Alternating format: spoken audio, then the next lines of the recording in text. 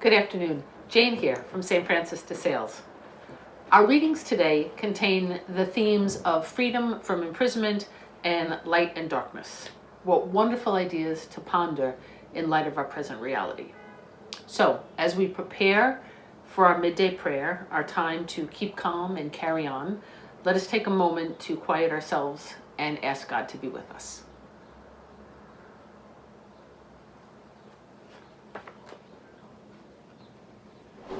A reading from the book of Acts. The high priest rose up, and all his companions, that is, the party of the Sadducees, and, filled with jealousy, laid hands upon the apostles and put them in the public jail. But during the night, the angel of the Lord opened the door of the prison, let them out, and said, "Go and take your place in the temple area and tell the people everything about this life." When they heard this, they went to the temple early in the morning and taught. When the high priest and his companions arrived, they convened the Sanhedrin, the full Senate of the children of Israel, and sent to the jail to have them brought in. But the court officers who went did not find them in the prison. So they came back and reported, "We found the jail securely locked, and the guards stationed outside the doors. But when we opened them, no one found them inside." When the captain of the temple guard and the chief priests heard this report, they were at a loss about them, as to what this would come to.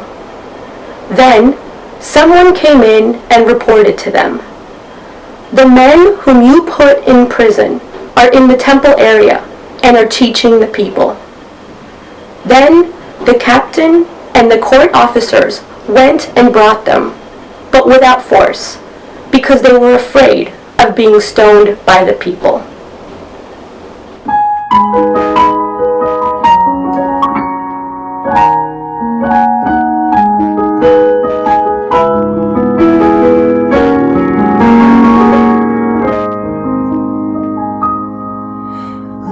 Lord hears the cry of the poor. Blessed be the Lord. The Lord hears the cry of the poor. Blessed be the Lord. I will bless the Lord at all times, with praise ever in my mouth. Let my soul glory in the Lord. Who will hear the cry of the poor? The Lord hears the cry of the poor.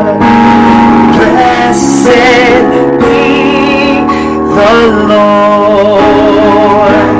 Let the lowly hear and be glad.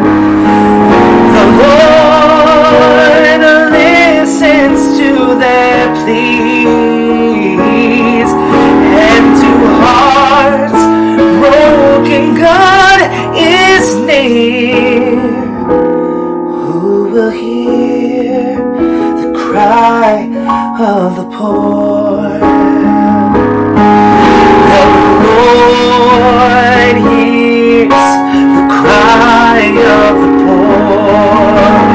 Blessed be the Lord.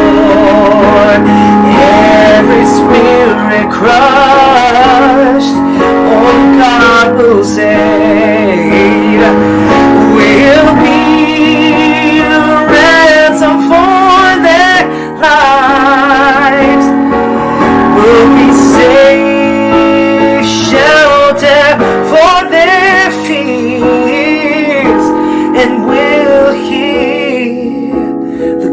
cry of the poor.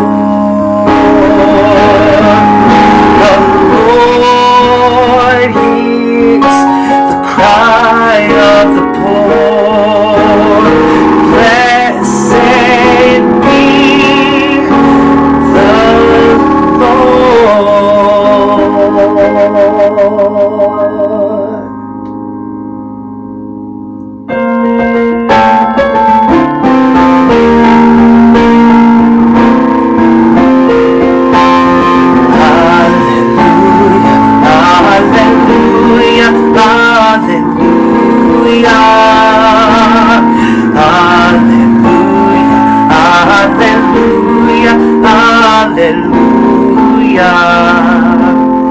God so loved the world that he gave his only begotten Son, so that all who believe in him might have eternal life. Hallelujah,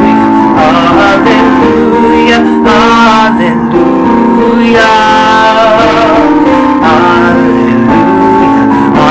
Hallelujah, hallelujah, hallelujah.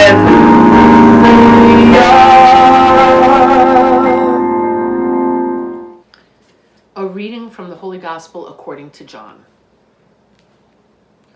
God so loved the world that he gave his only begotten Son, so that everyone who believes in him might not perish, but might have eternal life. For God did not send his Son into the world to condemn the world, but that the world might be saved through him. Whoever believes in him will not be condemned, but whoever does not believe has already been condemned, because he has not believed in the name of the only begotten Son of God.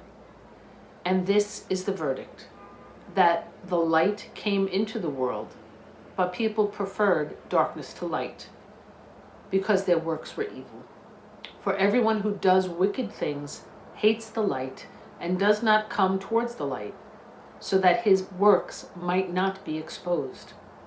But whoever lives in truth comes to the light, so that his works may be clearly seen as done in God. The Gospel of the Lord. So back to the first reading for a moment. What must it have been like for those apostles to have suddenly been freed from their jail cells?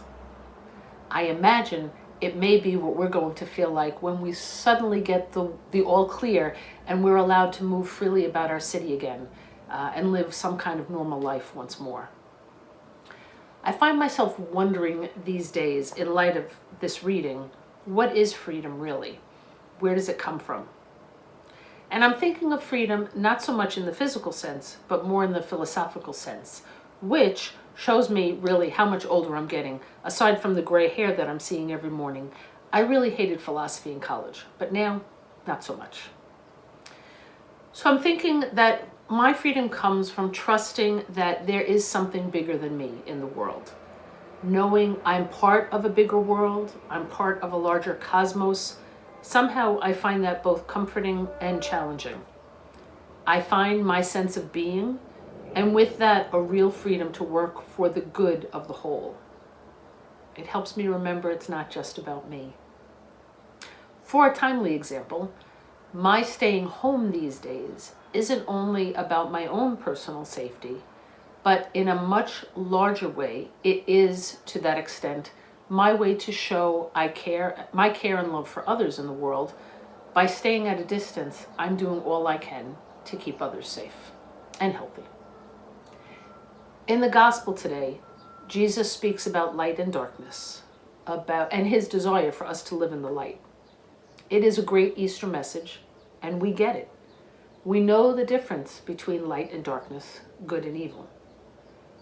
Isn't it really those shades of gray that confuse us, that trip us up? In those moments when we have to choose between right and wrong, how do we decide?